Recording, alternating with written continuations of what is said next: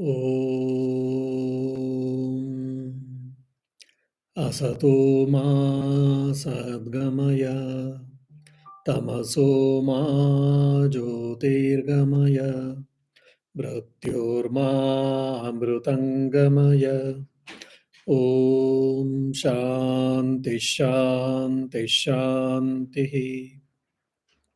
O Lord, please lead us from unreal to the reality, ignorance to the knowledge, and from death to immortality. Oh, peace, peace, peace. Dear devotees, last week we were discussing, or in the last class, we have started the series Raja Yoga series. This Raja Yoga was made popular by Swami Vivekananda in the USA by giving a series of lectures. Though by and large, this Raja Yoga is depending on Patanjali Yoga Sutras or Sankhya philosophy, it also includes, it also have the Vedantic ideas and Vedantic ideals in this class, in the lecture series, basically. Now, the introduction to Raja Yoga we had started, and the half of the Raja Yoga we were there. Swamiji gives a beautiful explanation or understanding that whether you believe in any religion or not, whether you believe in any ism, any school of philosophy, or any truth, any basically idea of truth, but still one can try to practice Raja Yoga. That is the interesting part of Raja Yoga. Why? The science of Raj Yoga proposes to put before humanity a practical and scientifically worked out method of reaching the truth. So it gives a very practical approach and scientifically worked out method to reaching the truth. How? Through control the mind. Why? Because Swami Vivekananda says, man wants truth. He wants to experience the truth for himself. When he grasped it, realized it, felt it within his hearts of hearts, then alone declared the Vedas, would all doubts vanish, all darkness be scattered, and all crookedness be made straight. So every one of us want to experience the truth. The Semitic religions or the philosophies, some of the philosophies say that as a God, the ultimate truth, and some say that it is a Brahman or Atman or consciousness. Now, the Raja Yoga is telling that that is the truth or the Purusha. So, by and large, everyone wants to experience the truth. Everyone wants to know the truth. How it is possible? It is possible through practice. Now, after saying this, Swami Vivekananda puts a beautiful analysis or a beautiful point next. Now, every subject of knowledge or every branch of knowledge has got its own methodology to study the subject. For an example, in my last class, I was discussing about the deductive logic and inductive logic. What is deductive logic and what is inductive logic? We saw. That's the broad methodology. Now, say for an example, takes a physics. How the physics tries to formulate a theory. First, the physicist, he makes some observations and he tries to connect the dots. To tries to connect the dots, he formulates, I mentally or maybe on the paper, some questions, or he formulates the problem. What is the nature of the problem? He discusses mentally, and based on the problem, he tries to formulate the hypothesis. Then, after formulating an hypothesis, he tries to do some experimentation to prove that hypothesis. And after the experimentation, while doing the experimentation, he tries to collect the data. He collects the data and he makes the analysis, data analysis. After the data analysis, he tries to do theoretical modeling and he comes to the conclusion. So by and large, these are the steps followed by physicists to formulate a theory. So similarly, every subject, every branch of knowledge, they may have got different steps. Now, Swami Vivekananda says Raja Yoga also has got a different steps, very particular steps through which one can reach the ultimate reality. What are the ultimate realities? Ultimate reality for the Raja Yoga is what? The separation of the Purusha and the Prakriti. Now, in the Gnana Yoga, that is the unification of the individual self with the Supreme Self. With the Bhakti Yoga, it is the unification of the devotee with the Lord, with the God, or experience of the God. And Raja Yoga, here it is not the unification, rather it is a separation. Separation of what? It is not a physical separation, rather it is a cognitive separation, mental or intellectual. Cognitive separation, that is the Purusha and the Prakriti. For that, Raja Yoga gives a very beautiful, very systematic steps. What are the steps? First, Raja Yoga says that tries to start lead a disciplined life. That is the first step. As much as possible, try to lead disciplined life. In the food means it is not only the food what we eat, physical food. The definition of the food is whatever you receive through five sense organs of knowledge, everything is considered as food. For an example, I am watching a TV, that is also food. I am hearing a music, that is also food. I am tasting some food, physical food, of course. Then I am thinking something in my mind, that is also food. I am reading a book or a novel or maybe a scientific research paper, or a philosophical book, that is also, what do you say, a food. So whatever you feed through sense organs of knowledge, everything is considered as food. So we have to regulate our food, regulate our disciplined mind, discipline. Okay, first point. And afterwards, the Raja Yoga says that tries to start observe your mental states. Sometimes mind is volatile, sometimes mind is calm, sometimes mind is tranquil, sometimes mind is with painful, sometimes mind is very jolly. So there are so many ups and downs in our mind. Till now, I am thinking that, oh, I am happy, I am unhappy, I am volatile, or I am calm. Then the Vedanta or the Raja Yoga says that, my dear, no, you are not volatile, you are not gloomy, you are not jolly, you are not unhappy.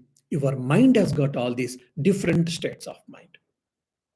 So now, till now, you are attached with the mind with all the states. Now, the Raja Yoga is saying that, okay, after the discipline, you start understanding that all these things, ups and downs, belongs to the mind, and you are separate from that. You are the Purusha, and you are trying to witness the different states of mind.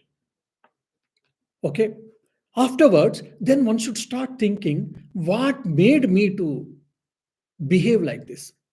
Or what made me to think my I am jolly, or I am in jolly mood, I am in a defensive mood, or I am in a very, what you say, sober mood. So our mind is undergoing so many ups and downs, or the different moods. What is the reason for that? Why my mind is getting agitated? Why my mind is getting carried over from all these things? One should try to analyze. After analyzing, the Raja Yoga doesn't say that you try to control the external situations, or the people, or the situations, or the what do you say, ongoing, external ongoing events. No. So the Raja Yoga says that try to control your mind. How? Regulating the mind in the proper direction, or in the desirable direction, which makes you healthy, which makes you wealthy, which brings profitable or constructive activities, basically. And also one, like reflective thinking, analytical thinking, meditation, breathing techniques, reading, and trying to think with a good thoughts, trying to fill the mind with good thoughts. With all these type of things, one can try to have a control over the mind. And also one can try to also analyze how my mind is reacting with the different situations, with the different peoples, and all these things. And the next methodology, Raja Yoga says that try to understand there is a close connection between the body and the mind. If body is well, mind is also okay. If body is not well, mind is also not well. And similarly, if mind is not well, body also undergoes a lot of changes. So there is a concurrent relationship between body and mind. So tries to understand that. After this, then you have your own conclusions about the mind, the nature of the mind, the functions of the mind, the powers of the mind, and how can I make use of it. This. So when I gave all this analysis, we should try to understand. Your conclusion is what? Mind is an instrument with lot of powers. Mind is an instrument which consists of lot of powers. So, how to tap that power in the mind? If you ask, Swami Vivekananda says that the concentration, the key to tap the power of the mind. Mind has got so much power. Generally, it is told Icha Shakti, Jnana Shakti, Kriya Shakti. Icha Shakti is what? Willpower. Jnana Shakti is what? Ideas, the power of ideas. And Kriya Shakti is what? The power of work, the power of action. But not only that, this mind has got the power of judgment, power of analysis, power of willing, power of thinking. All these things has to be regulated. All these things has to be channelized. For that, concentration is the key for this, Swami Vivekananda says. Why? Because, and also Swami Vivekananda says, when in the scientist, what happens? The concentration, they have achieved concentration to the larger extent on the external things. Now, the saints have achieved the concentration on the internal world or on the internal things. So the empirical scientists have achieved concentration on the external things, and that's why they're able to discover, invent. They are not creating any new thing, rather they are discovering, they're inventing things, laws, which is there already in the mind. Now, but whereas the science, they try to discover the inner nature or internal nature. And when you start analyzing the mind, you will understand that the Purusha or the self or the consciousness is illuminating the facts. Actually, it is the illuminator. Now, all these things, the power of perception, if you understand, you will understand. Now, there is an external object, maybe called mobile. Then you say, this is a mobile. How it happens? I came into contact with the object, or object came into contact with the eyes, sense organ. Okay. Sense organ sends the light actually. Sense organ sends an image or the light to the brain, to the mind. Okay. It collects the information, it coordinates the information, and it forwards that information. There is a thing which you decide, and it sends to the intellect. The intellect formulates the information, and it analyzes the information, and it decides that this is a mobile. Meanwhile, the ego takes its role and said, this is my mobile. This is X mobile. This is someone's mobile, or it is my mobile, whatever. So it gives the seal of I, me, mine. That whole process is happening fine. So how it is happening? It is because of the Purusha. Purusha is what? Illuminating the process, illuminating the object and all. So actually Purusha is only the illuminator, but we think that we are misidentifying the Purusha with the illuminator and the illumined, and that's what the problem is. For that, we have to control over the mind, and when all the vrittis has been subsided, then this, attachment gets separated, gets detached. So science asks to pay attention to the external things. Now here Raja Yoga is asking us to pay attention to the internal things, our internal mechanism, how this body is working. That's what biologist thinks. How the world is working, how the nature, like atmosphere is working, ecologist says. Now with an atoms, the physicist says, and the chemicals and all chemists say. Now, how the mind is working, psychologist says, no doubt. Now, how the mind works, what is the nature of the mind, how to control over the mind, how to employ that mind to reach my goal. That's where Raja Yoga comes into picture. Raja Yoga helps us. how to control the mind, how to have a mastery over the mind so that one can reach the goal. Now, before going into that, I want to tell two, three things about the concentration. We all know that concentration is the key to success. Concentration is the tool to achieve everything and all. Okay. In Sanskrit, it is called ekagrata. Eka means one, agra means at the sharp corner or the tip corner of a nail, for an example, upside down, I mean to say. Just like how it is sharp, single pointed. So similarly, when our mind is single pointed on any particular object, then we have got the state of concentration. Fine. This concentration actually involves three components. I'm giving a practical solution. We always want to concentrate on things, maybe in the studies, maybe in our work, maybe in the meditation, maybe in the research activities, whatever it may be. We are trying, but many times we are not able to. Why? Concentration involves three components actually. One is the interest in that subject or interest in that work which we are doing. That is the most essential. I'm supposed to meditate. I'm closing my eyes. I'm trying to sit on the chair or squatting on the floor, and I'm trying to meditate. Because I'm supposed to meditate, I am meditating, but I'm not enjoying it. I am not liking it. So, Bhavana Shakti, we say. Bhavana Shakti means Ekagrata includes Bhavana Shakti. Bhavana Shakti means whatever you do, you try to love that work.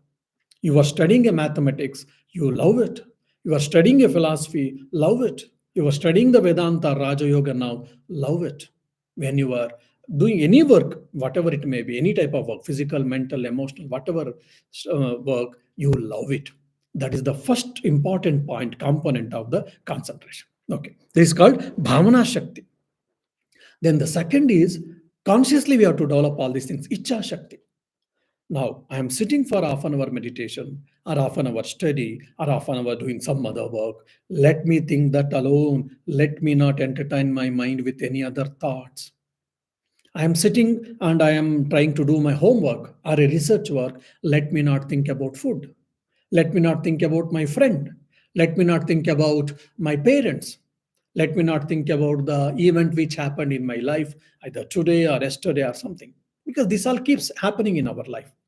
So Icha Shakti, there willfully I have to perform that action and willfully I have to see that nothing we should try to prevent from distractions.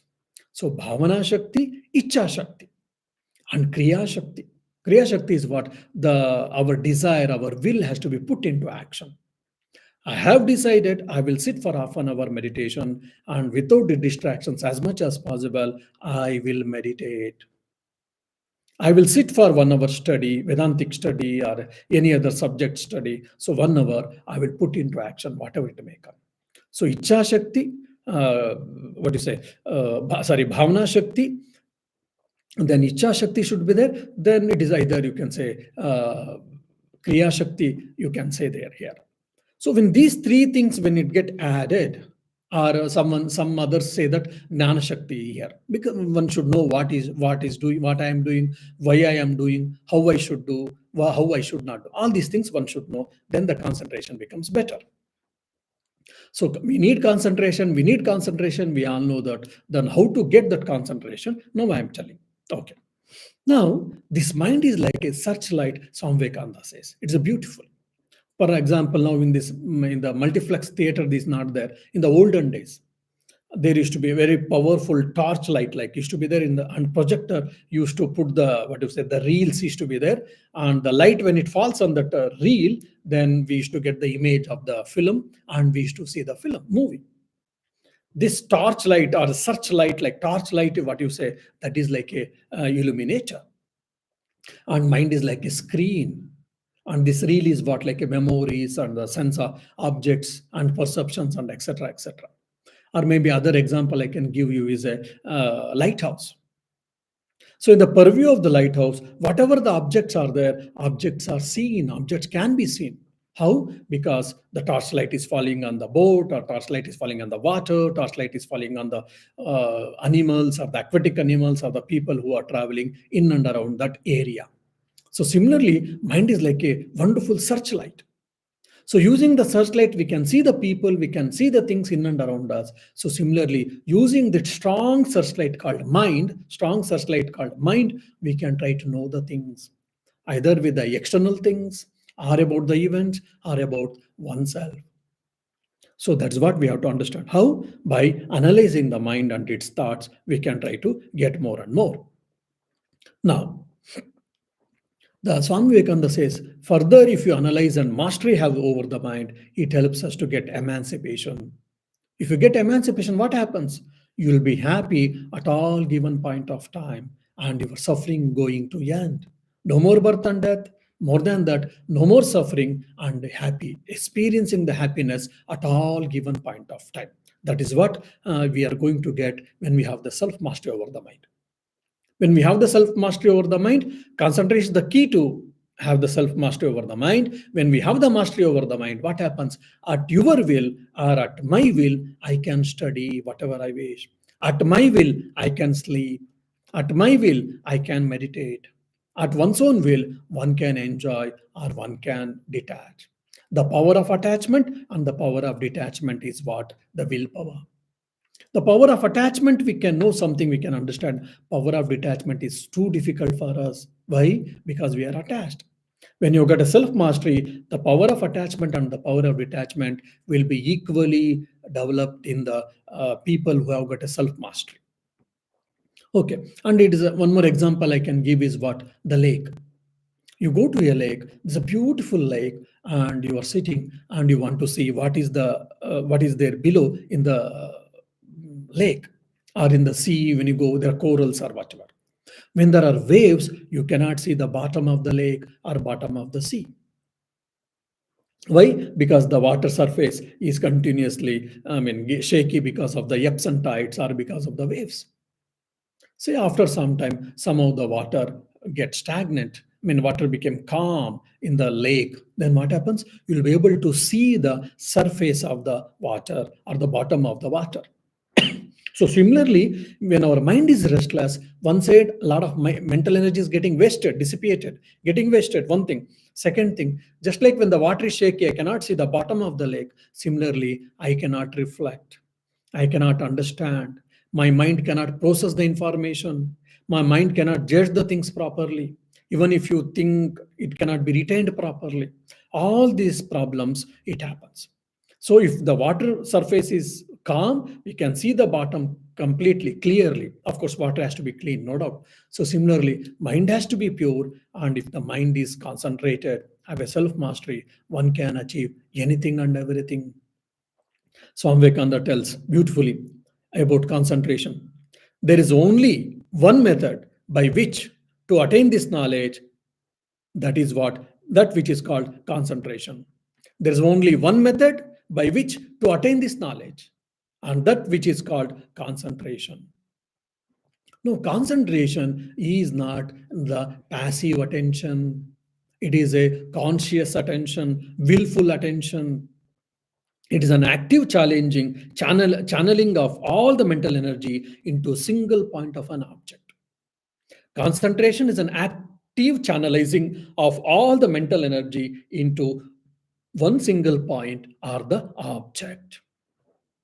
Or it is like undivided attention, deeper penetration. When it happens, what it all the hidden truths will be revealed.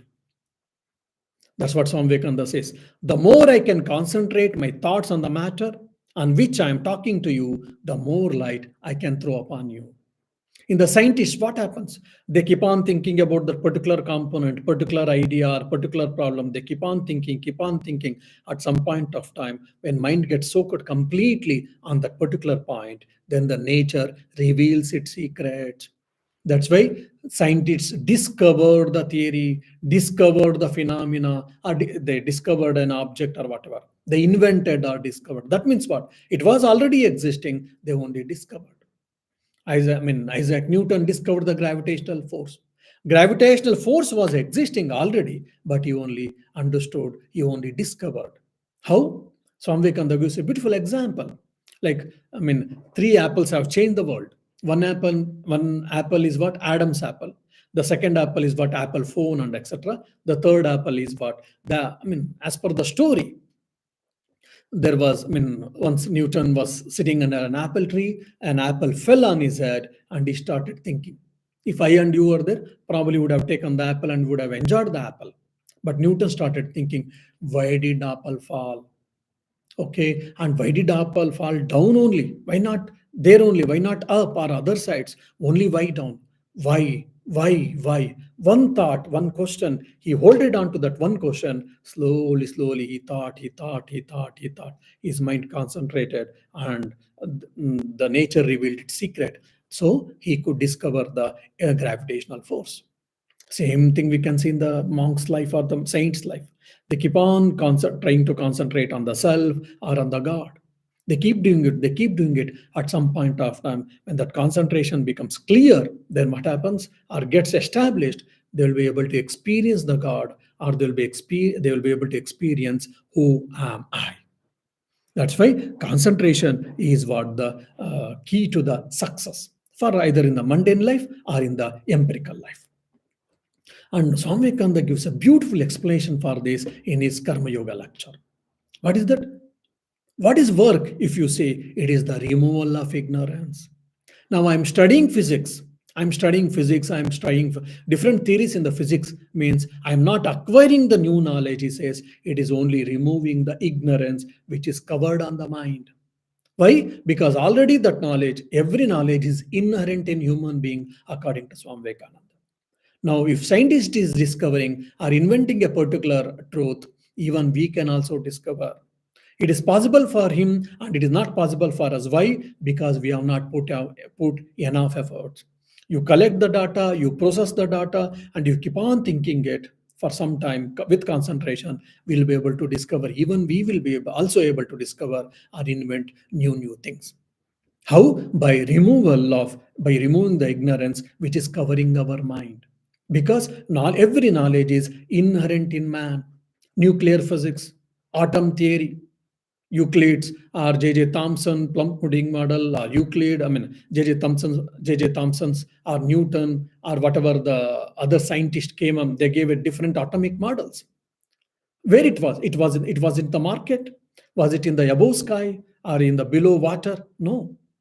They only invented, they only discovered by making experiments, by studying their own thoughts, actually. That's what Swami Vivekananda says, based on Raja Yoga theory. The world is ready to give up its secrets if we only know how to knock. No limitation for the power of the mind, Swami Vivekananda says. And it's also, I think, in the New Testament, Matthew, they says, knock and it will be opened unto you. What does it mean, all these things? If you try with concentration, there is nothing impossible in this world to achieve.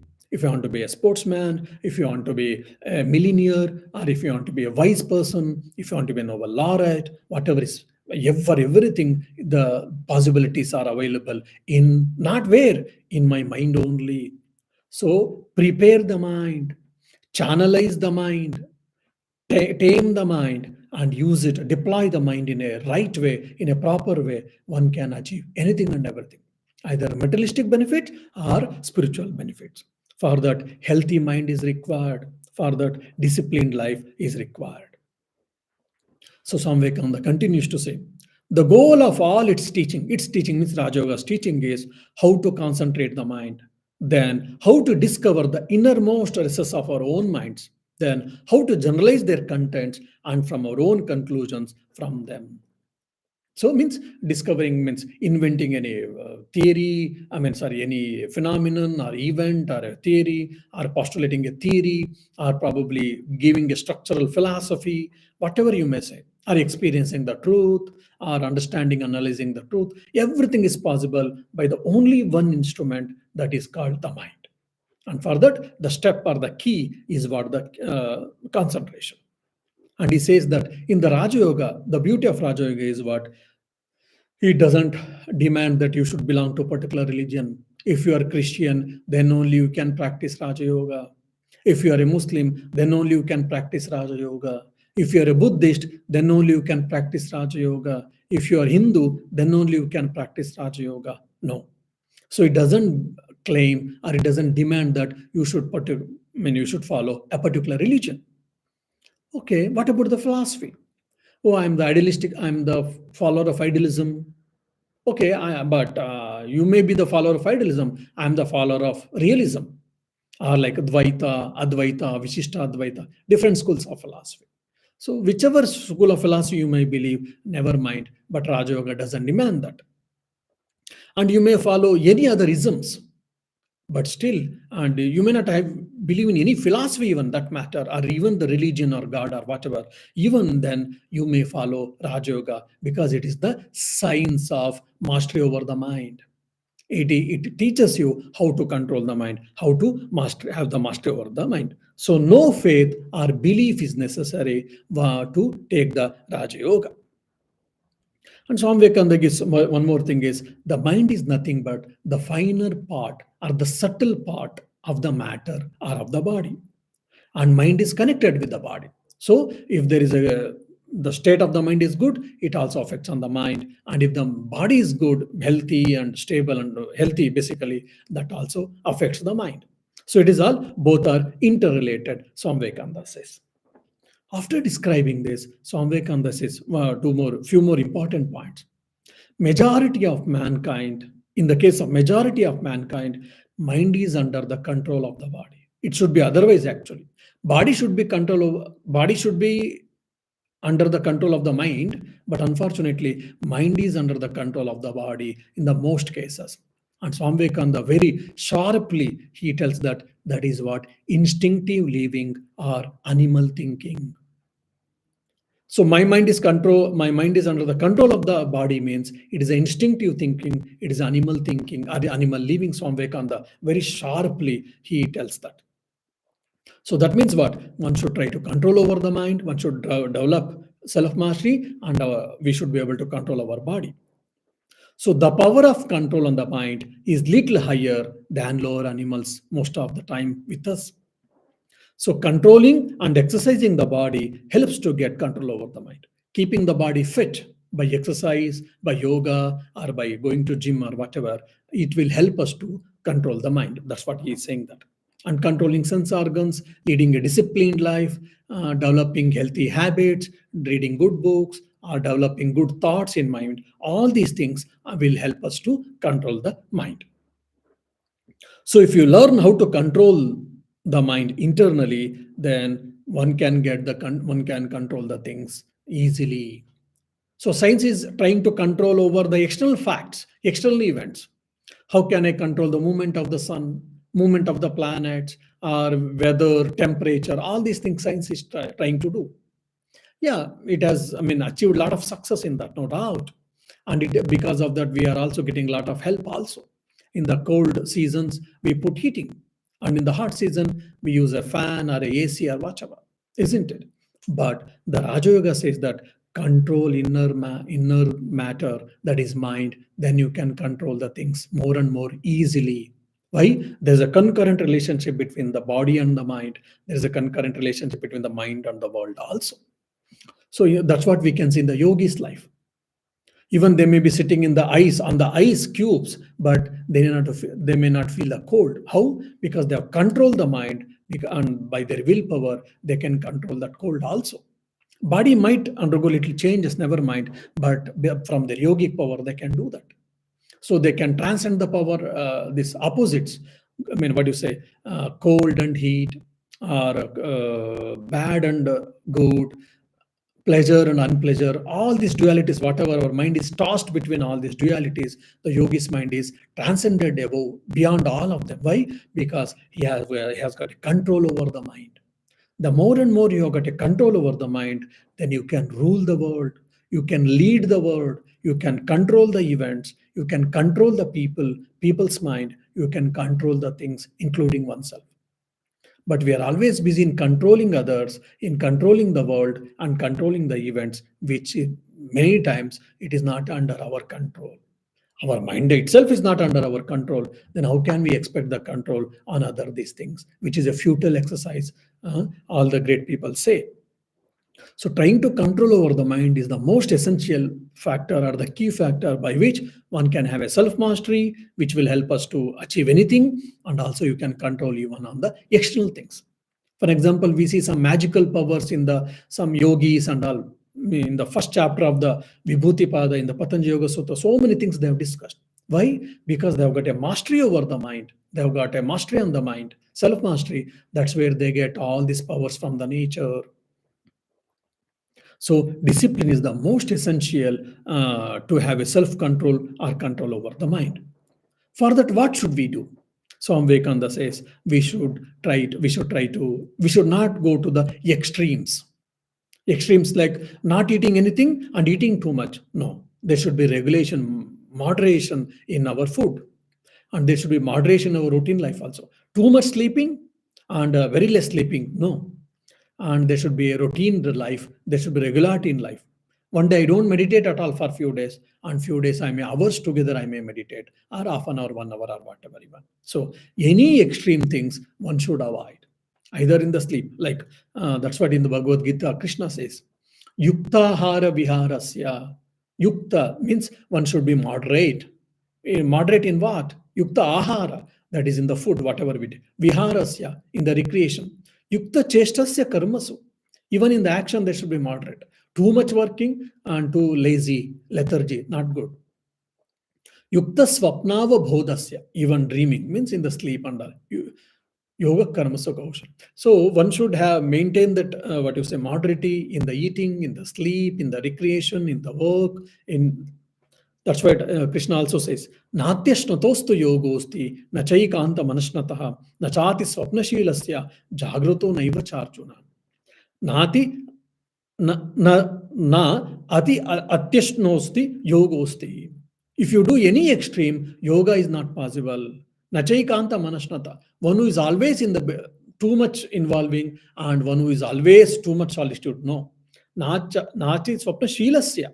And too much dreaming, too much sleeping, or not at all sleeping. No. So avoid extremes. That's what Krishna says. Swami Vivekananda also concludes the first chapter of Raja Yoga saying that avoid the extremes and have the moderation in the food, moderation in the work, moderation, basically have the moderation in the lifestyle.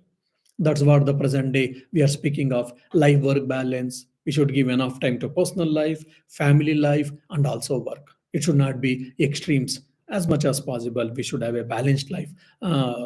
Even today, present society and the science is speaking. That's what even the Raja Yoga and Swami Vivekananda they are speaking. Yeah, one or two questions are there. So, is there any meditation practice for reaching nirvana? There are a couple of meditation techniques, no doubt. Already, there is Sachin has asked. Sachin, what I want to say you is, I have taken a series of talks, maybe three, I mean, five, six, like a objective meditation, subjective meditation, neither is objective nor subjective meditation, and what are those, and what are the techniques, and how to practice it. All different, what do you say, techniques of meditation. I've taken the classes, series of classes, which are available in our Air Vedanta Society YouTube channel. In the playlist, if you go, probably you'll be able to get it. And so meditation lecture series. So I request you to attend them. I mean, listen to them. And if you try to understand, fine. You can try to understand, try to put into practice. If not, then you can come back to me. I'll be able to help you. So basically, one should have a disciplined life, which is very important, and one should have a regulated life. These are consistency, regularity, routine life. These are very, very important for the to control the mind and sense organs. We may feel that, oh, it is boredom, it is a mechanical, it is very, what you say, monotonous and all. But that is the one of the easiest way to control the mind, to curb our restlessness of the mind. So that is the first and foremost. Disciplining the body, disciplining the mind is the first and foremost. Then practice of meditation, prayers, good listening to good music, cultivating good habits. These things are also necessary. Second, the third is a strong will to control the mind and have a self mastery and a regular practice. All these things will help to what you say, to develop the concentration and to achieve the concentration.